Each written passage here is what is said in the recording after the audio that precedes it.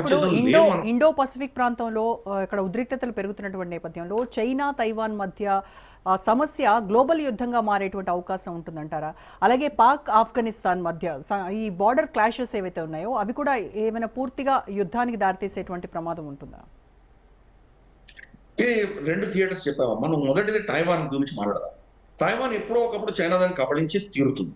దానికి ఎటువంటి డౌట్ మనం పెట్టుకోకర్లేదు. కాకపోతే ఈ రోజు ప్రపంచమంతా కూడాను టైవాన్ అధీనంలో ఉంది.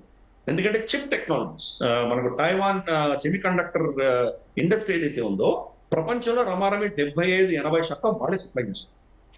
హై ఎండ్ చిప్స్ అని వాళ్ళే సప్లై చేస్తున్నారు.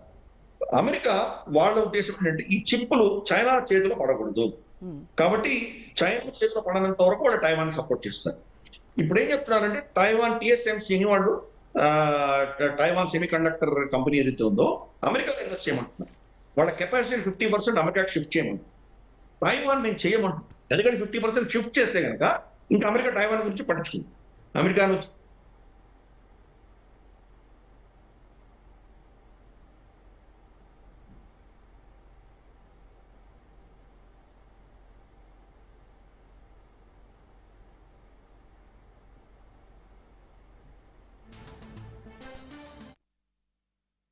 ఐలాండ్ వాళ్ళ చేతిలో వస్తుంది కానీ టెక్నాలజీ వాళ్ళ చేతిలో ఉండదు.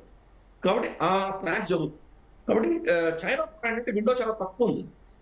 రాబోయే రోజు ప్రతి సంవత్సరం 2 సంవత్సరాలకి టైవాన్ వెనక్కి తీసుకోవడం వాళ్ళకి ఇంకా కష్టం అవుతూ పోతుంటుంది. కాబట్టి ఈ గొడవ ఎప్పుడప్పుడు జరుగుతుంది. కానీ ఇందాక నేను చెప్పినట్టు అమెరికా ఎవరికి మిత్రుడు కాదు, ఎవరికి శత్రువు కాదు. వాళ్ళ ఇంట్రెస్ట్ వాళ్ళు చూసుకుంటారు, ఎవరిని వాళ్ళు కాపాడరు. కాబట్టి ఇది అక్కడ జరుగుతున్నటువంటి టైవాన్లో జరుగుతున్నట్టు గొడవ. తర్వాత ఆఫ్ఘనిస్తాన్ పాకిస్తాన్ గురించి. ఆఫ్ఘనిస్తాన్ వాళ్ళ దగ్గర సైన్యం ఎక్కడ ఉంది? వాళ్ళ దగ్గర ఎయిర్ ఫోర్స్ లేదు, వాళ్ళ దగ్గర నేవీ లేదు, సముద్రంతో టచ్ లేదు, వాళ్ళకి ఎయిర్ ఫోర్స్ లేదు, వాళ్ళ దగ్గర సైన్యంలో పోరాటం చేయగలిగినటువంటి కెపాసిటీ వాళ్ళ దగ్గర. కాబట్టి గ్రౌండ్ లెవెల్లో 40 ఏళ్ళుగా పోరాటం చేస్తున్నారు వాళ్ళు. కాబట్టి అదే వాళ్ళకు ఉన్నటువంటి విషయం. ఈరోజు పాకిస్తాన్ వెళ్ళి వాళ్ళు ఎయిర్ క్రాఫ్ట్ తోటి కాబుల్లో బొంబార్డ్మెంట్ చేస్తే దానికి ప్రతీకారంగా వీళ్ళు ఏం చేశారు? రమారమి వీళ్ళు 20 పోస్టులని కబ్జా చేస్తారు. ఆఫ్ఘనిస్తాన్ కబ్జా చేసుకొని ఒక 50-60 మందిని వీళ్ళు పాక్ సైనికులు చంపేస్తారు. కాబట్టి గ్రౌండ్ లెవెల్లో వాళ్ళ కెపాసిటీ చాలా అద్భుతంగా, కానీ అది వాళ్ళకు ఉన్నటువంటి టెక్నాలజీ ఎంత, వాళ్ళ దగ్గర ఉన్నటువంటి పుస్తకాలు ఎంత, వాళ్ళలో యుద్ధ పటిమ ఉంది, ఆ క్షమత ఉంది వాళ్ళ దగ్గర, అంతేగాని టెక్నాలజీ పరంగా వాళ్ళు తట్టుకోవడం చాలా కష్టం. పాకిస్తాన్ ఒక న్యూక్లియర్ పవర్, దాన్ని మనం ఎప్పుడు విస్మరించాలి. కాబట్టి రేపటి రోజు వాళ్ళు న్యూక్లియర్ అటాక్ చేస్తే కనుక వాళ్ళ దగ్గర నుంచి ఆఫ్ఘనిస్తాన్ నుంచి రెస్పాన్స్ వాళ్ళు ఏమి ఇవ్వలేదు. మహా అంటే సరిహద్దుల్లో వాళ్ళైనా అటాక్ చేయగలరు. డీప్ గా పాకిస్తాన్ లోపలికి వెళ్ళి వీళ్ళ శక్తిని దెబ్బ కొట్టేటువంటి క్షమత వాళ్ళ దగ్గర లేదు. భారతదేశం దగ్గర ఉన్న క్షమతలో వాళ్ళు 1% కూడా లేదు.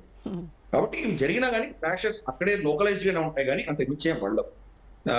అఫ్ కోర్స్ అక్కడ అస్థిరత వస్తే కనుక కొన్ని ఇబ్బందులు వస్తాయి. కాబట్టి దాన్ని మనకు సౌదీ అరేబియా, ఖతార్, UAE ఇటువంటి దేశాలన్నీ కూడా ఇద్దరితో చర్చించి మీరు ఆపండి ఇక్కడ అని చెప్పి వాళ్ళ మీద ఒత్తిడి తీసుకొచ్చారు.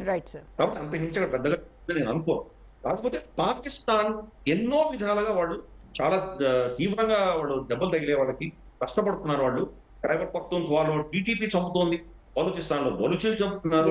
వాళ్ళకు POJK లో మనకు అక్కడ అస్థిరత ఉంది. మనకు ఈ రోజు పంజాబ్ లోనే బరేలీ సెక్ట్ అయినటువంటి తెహ్రీకే లబ్బైక్ పాకిస్తాన్ పెద్ద క్లాషెస్, వాళ్ళ ఆర్మీ చంపితే ఫైరింగ్ లో 200 మంది చనిపోయారంటున్నారు. మరి అక్కడ పంజాబీ సమాజంలోనే చీలికలు వచ్చాయి. కాబట్టి ఇన్ని ఇష్యూస్ లో వాళ్ళు ఉన్నారు. కాబట్టి వేరే దేశాల మీద వాళ్ళు ఏమైనా చేసేటువంటి శక్తి క్షమత లేదు. కానీ ప్రతిసారి అమెరికా తోటి వాళ్ళకి మైత్రి పెరిగినప్పుడు అంతా ఏదో ఇటువంటి పిచ్చి పనులు చేసే ప్రయత్నం చేస్తారు. ఆఫ్ఘనిస్తాన్ లో చేశారు, అలాగే చంపదెబ్బ వాళ్ళు కొట్టారు. కాబట్టి ఇటువంటి లోకలైజ్ గానే ఉంటాయి. మేజర్ ప్రపంచవ్యాప్తంగా స్ప్రెడ్ అవ్వదు అనేది.